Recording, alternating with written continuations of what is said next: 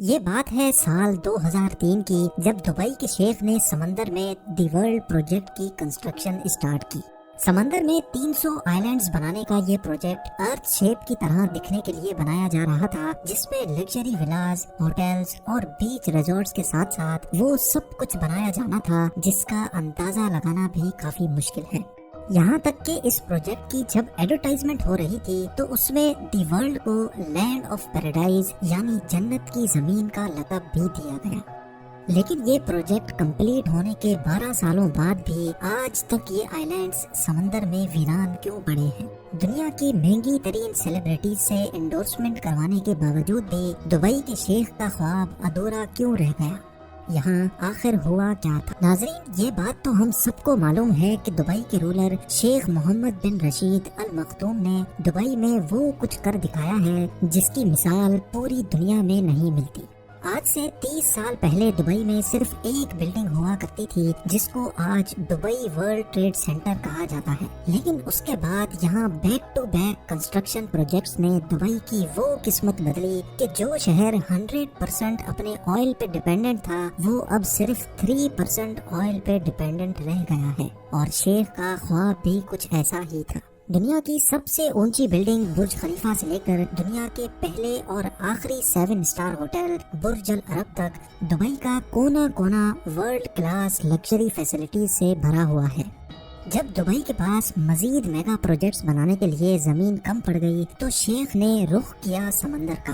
یہ بات ہے 2001 کی، جب دبئی پہلے ہی برج العرب بنا کر ویسٹرن ٹورزم اپنی طرف اٹریکٹ کر بیٹھا تھا۔ دبئی کے بیچز کافی زیادہ فیمس ہونے لگے تھے اور بات یہاں تک پہنچ چکی تھی کہ اب دبئی کے پاس بیچز کی جگہ کم پڑ گئی۔ دبئی کی کوسٹ لائن جو صرف 70 کلومیٹرز پر پھیلی ہوئی تھی اس کو اب بڑھانے کا وقت آ چکا تھا۔ اسٹارٹنگ میں پلان یہ تھا کہ دبئی کے سمندر میں 3 آرٹیفیشل آئلینڈز بنائے جائیں گے جن کو جب اسپیس سے دیکھا جائے گا تو ان کی شکل پام ٹری جیسی ہوگی، پام جمیرہ، پام جبل علی اور پام ڈیرا۔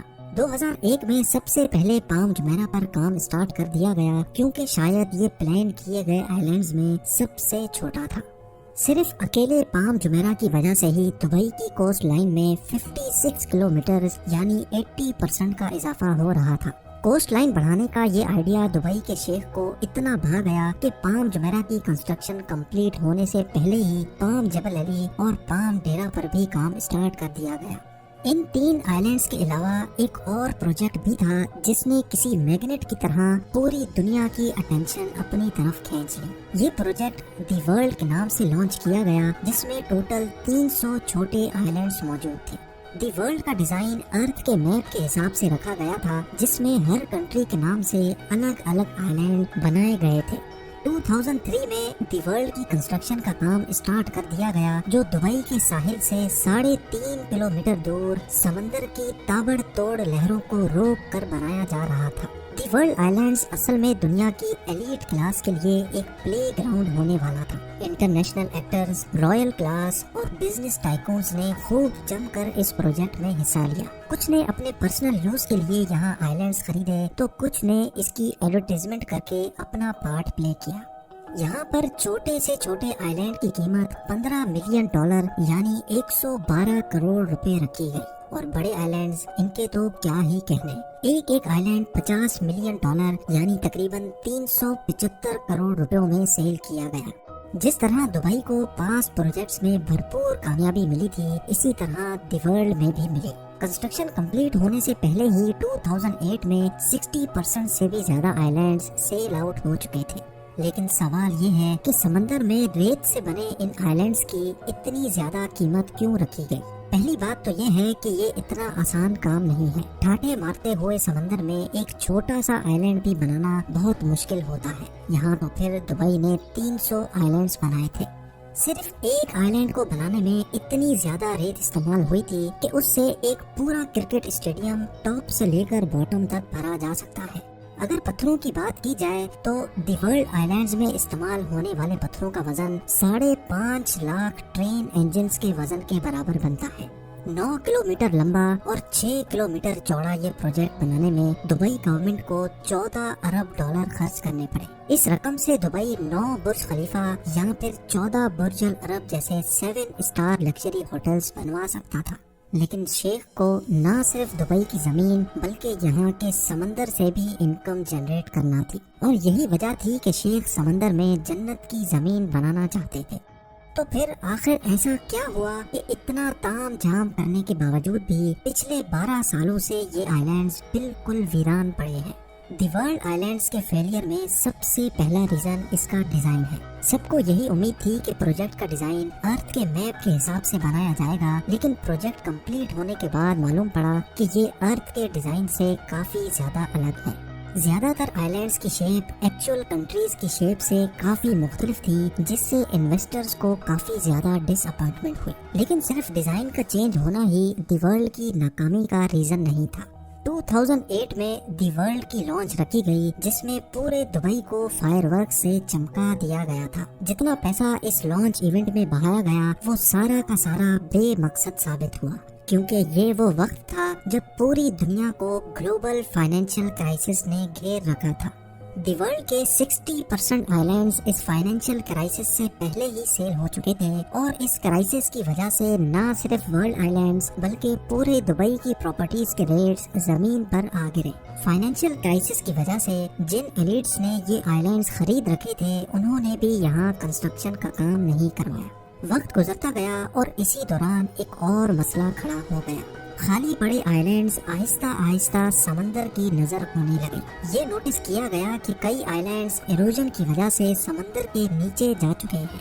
ये खबर जहां अपने तौर पे काफी डेंजरस थी, वहीं मीडिया कवरेज ने लोगों का इस प्रोजेक्ट पर ट्रस्ट मजीद कम कर दिया।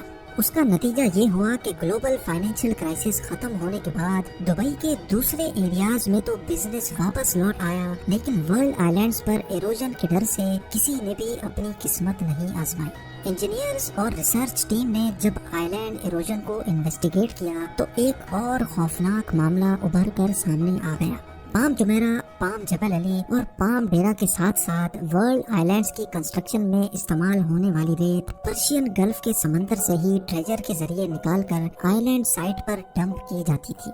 जिन शैलो वाटर्स में से रेत निकाली गई थी, वहाँ पानी का दबाव बढ़ गया, जिसकी वजह से समंदर की वेव्स में काफी चेंजेस नोटिस की गई। वेव्स में चेंजेस की वजह से न सिर्फ आर्टिफिशियल आइलैंड्स बल्कि पूरे दुबई की कोस्ट लाइन में इरोजन देखी गई। ये सैटेलाइट फुटेज 2002 की है, जब सिर्फ पाम जुमेरा बनाया गया था।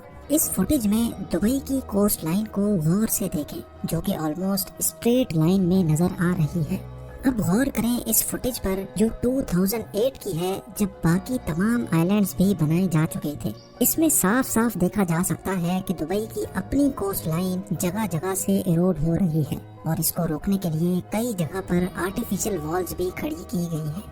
आर्टिफिशियल आइलैंड्स बनाने, दुबई की कोस्ट लाइन को डबल ट्रिपल करने और नेचर से खेलने का अमल अब दुबई पर उल्टा वार करने पर तुला है। इस मामले ने इन्वेस्टर्स, बिजनेस टाइकून्स और सेलिब्रिटीज के ट्रस्ट लेवल को इतनी ठोस पहुंचाई कि दुबई गवर्नमेंट ने तमाम आइलैंड प्रोजेक्ट्स पर फौरन काम रुकवा दिया। बात यहाँ तक पहुँच गई कि दुबई को पाम जबल अली के इन्वेस्टर्स को रिफंड करना पड़ा और पाम डेरा के प्रोजेक्ट को आधे में ही छोड़ना पड़ा। बेशक प्राइवेट आइलैंड का अपना ही चार्म है, लेकिन जो लग्जरी वर्ल्ड आइलैंड्स में एंजॉय की जा सकती है वो पाम जुमेरा पर ऑलरेडी लोग कर रहे हैं।